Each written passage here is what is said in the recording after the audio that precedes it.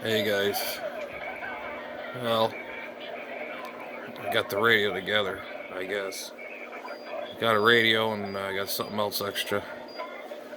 Gotta put the radio on the bench, see what the deal is here, and we'll go from there. They go get the rig, and I'm pooped with this thing. Stand by. Okay, here's the GX1. Got everything together on here in the front. I'm gonna turn this down. I want to get a strike. There's something with my radio playing music. All right. Well, we put another back plate on here. The other back plate was shot. This is from another rig. It's from one of my good ones I used to have. All this is on. All this is aligned. Put the other board. The other board is underneath this one here with a. I know this lamp fuse has got to be replaced because I tested that. It tests open. I got a light bulb somewhere here. I could just put another light bulb in there, like a 12 volt light bulb, no big deal. So we did the whole inspection on this thing. I don't know if it's gonna work, but if it don't, it's probably down to another regulator or something on the board here. I got everything here all over. There's a regulator right here somewhere. Right in there. I think that's an 8 volt, I believe, regulator in here. But anyways, let me flip this thing back over on the other side. Okay, we brought the big gun light out so we can see. I got my lantern out here. It's the Swiss Tech light. That's what this is, the Swiss Tech. Boy, I tell you, it lights up the whole area here pretty well. This is the board already installed. I installed it today. Took my time. Everything's hooked up. All the controls in the back are hooked up. All the lines are in neater. And I'm thinking about maybe changing this plate right out or so. I don't know. Because it's all rusted in here. Not rusted, but it's got some spots. But you know what? You're going to see that. But this is all the things I've been doing here. And hopefully this chip is good in this board. If it still draws, it's one of these regulators. Not these. It's probably the one on the side. Or I have to do voltage checks on this thing. So we're just shooting in the dark with this one here. And I got to solder one wire on towards the plug back here somewhere. And there's that other regulator. There's one plug I got to plug. It's the power supply thing. It's a wire. It's soldered to it. I got to solder this thing to that pin. That's not a big deal. But this is how far we got with it. So there it is. All together there. But anyways, stand by. Alright, we're back. We got the radio set up. I got it plugged in. And this is a trial and error. I did all the fixes on the board. If this thing doesn't work, well, I'm just gonna have to put it away for a while. Let me turn this light back on. Get some more light in there. There we go. That's a little better. There. Anyways, we did like I said, we cleaned the switches, deoxit. Everything's turning smoothly. And like I said, it's probably not going to get received because I got to replace that static discharge bulb. But everything is there. And we're going to apply some power. Let's see here. There we go. Okay, let's cross our fingers, see if the thing turns on. Ooh, that's the fan hitting the wire. I don't have this thing completely anchored down. No, still gives me the funny numbers. Turn this down. Now, it still gives me those weird numbers. And nothing beeps. Well, I'm sure it does, but I have a speaker hooked up to it, but this doesn't do anything, no band changes. But this, okay, there it is. There's the beep for that, but this should beep too. You know, the light is on in there. See, the needle's moving when I...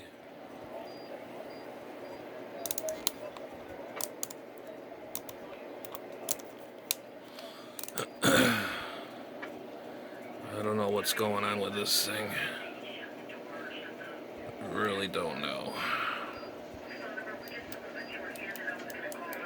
Now the mocks don't work now. What the heck is going on here? Is it the back? Get these things in. And I'm trying to get this other switch pushed in.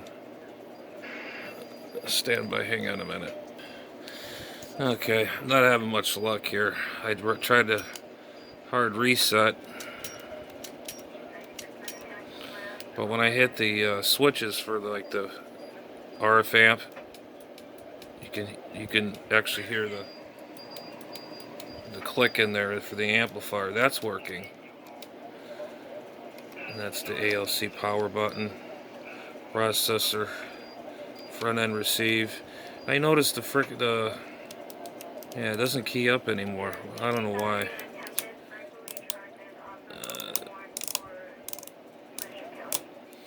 Well, this is gonna have to be back on the back burner again. Something's not right. I bet you something like a regulator's weak. My screen is just all weirded out, man. I'm really... an LED just went out, or the fluorescent one of the bulbs went out.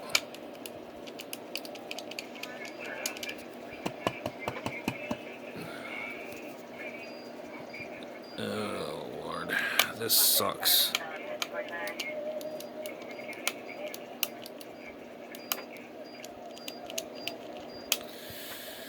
Well, the relays are clicking in there. I know that for the RF amp. You can hear that. It's switching. Isn't the switch in the inside? Not the expanded. Give me an answer on this. Not to expand this for 11 meters or anything. There's another switch on the board. I wonder if that has to be switched up. I think that's a service button that's inside the other board there. I looked at it and I switched it without even thinking. I wonder if that has something to do with it. So this thing is not all fully together, but I mean it's on now. It's on, but it's still messed up, and it doesn't do absolutely nothing. It's like locked up, burnt to a crisp. Who knows? I mean, it's just very disappointed. All that work. Anyways, I got something else. Stand by. Alright guys, well, that was a bust. So, I think it's the regulator on the side of that radio. It was getting warm. There's another voltage regulator on the side where there's a heat sink. It's getting warm. I don't know if that's something to do with a short somewhere. And I forgot to check my power supply for how much it was drawing. Well, I know it's drawing because that side is getting warm again. There's something shorted. Either it's the driver or one of them voltage regulators. There's two one on the side and one on the other side of that board. But anyways, I got some airmail here, and this will put me in a better mood probably. Let's see the condition of this apparatus, or for say item. Man, I'm so ripping pissed. Can't win, man. Can't win them all. But we're gonna just use my how's the screwdriver? The X-Lite screwdriver works every time. There's some paper. More paper. And that's a D104. Alright, we'll put that down there. We'll switch you around. Alright, this is a TUG8 mic. Get the light on here.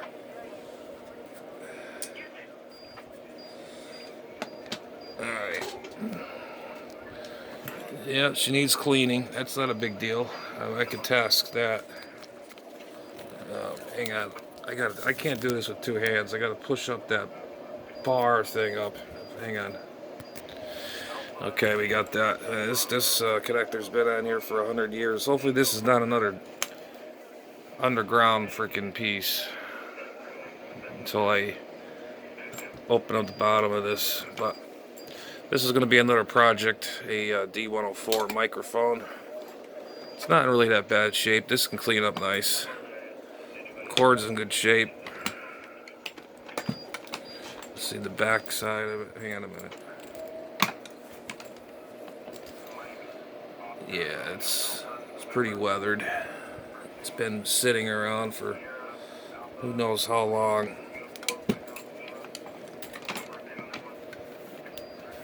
So yeah, we're gonna yeah, even the cord is in really not too bad shape. These cords are always really good. They're nice with the rubbery cord. But anyways, we'll have to crack open this mic on the bottom, see what we, hopefully the battery inside this thing, because usually when you get these old mics, people leave the damn batteries in there. The 9-volt. Stand by. Okay guys, here's a moment of truth. I got the screws on loose, and I am actually afraid to open this thing. It's got some kind of whatever down here. This whole thing is going to get cleaned all off, and wires. I'm going to tear this whole thing apart. Okay, here we go. Oh wow.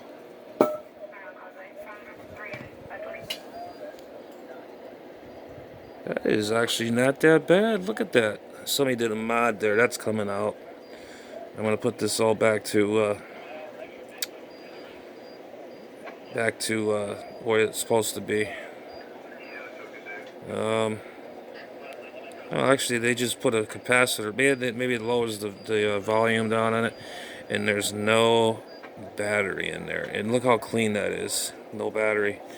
This guy here, the pot's got to be clean. This is a good sign right here. I'm really happy with this. I mean, the wiring is like brand new. The only thing that was tampered with was this right here, the resistor. I think that's a mod way back when, I think. I mean, someone that put it in there did a really crappy solder joint. I might just put this back to stock. Yeah, see, this goes off. This is the hot lead right here, or the modulation lead. The white wire going from the pot right here. And then, of course, you got your hot and your ground. And you know.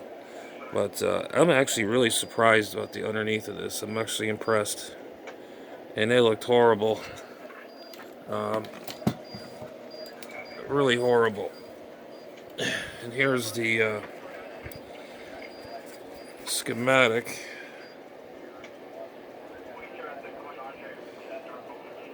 I wish this freaking camera would work. I don't know why, but 1976. So this thing was made in the bicentennial, whatever they call it, spirit of 1976.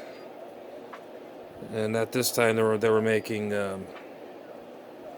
that's just glue. That's not oil or battery acid. That's just the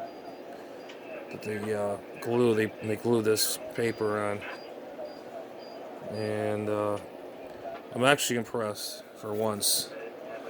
And yeah, it does need to be cleaned up pretty good. Not bad, not bad. Let's see. Check that again. Yeah, she needs a little cleaning here and there, and I think I'm going to put this one on the TS 520 SE on the top. This microphone's going on it. And I don't see nothing else disturbed except for that resistor where that white end is. I'm going to cut that off, or desolder it, put this wire back where it belongs. I don't know if that's to reduce the modulation, if anybody knows about this. I could have sworn I heard something about that. You put a resistor in between the potentiometer and the modulation spot. Does that give it to low impedance or a little lower modulation when you turn this potentiometer? I'm not sure. Let's see the. Let me get this thing one-handed bandit here. Yeah, this thing is no rust. Go like this. Jesus.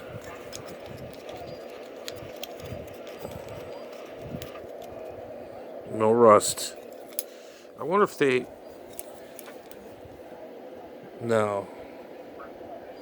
So I'm thinking they use this microphone as a non-amplified. They used it on a radio that amplified this thing. That's probably why this resistor is here. I wonder, because this battery tray is like brand new. There's nothing out, corrosion or nothing on it, and all these wires are originally wired where they're supposed to be. And I usually neaten all this up, clean it out, take it apart. And it's just that one resistor, right from that white wire to that plug right up there. And kind of weird. The other thing too is the spring looks like in good shape. Now the head's got to come off. Let's see how that does. Oh, I gotta use two hands. Hang on. All right. Well, here's the head. It's a little pitted, but you know what? That comes right out. The chrome on these mics, they hold in very well. From the ones from the 90s are junk. These from the 60s and 70s, these were pretty good. It's got some grunge on it, not a big deal. I usually take the whole thing apart, the key stand. This thing is nice and not bad at all. I'm actually really impressed. I got this for $29.99 or something. I don't know, what is it? Yeah, see, it's a TUG8. I think I paid, oh,